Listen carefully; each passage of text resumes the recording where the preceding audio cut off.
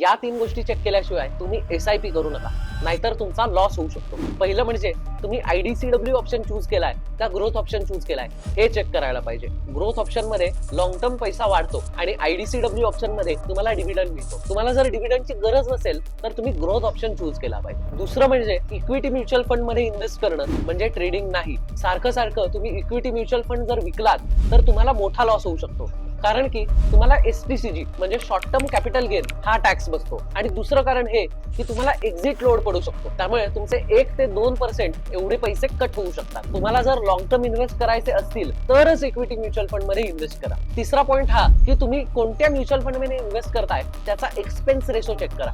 Expense ratio म्हणजे ती fee जी mutual fund तुम्हाला चार्ज करते. ही फी जर खूप जास्त असेल तर तुमचा प्रॉफिट कमी होऊ शकतो. हा व्हिडिओ तुमच्या SIP करणाऱ्या मित्रांना पाठवा, म्हणजे त्यांचाही लॉस होणार नाही. जय हिंद.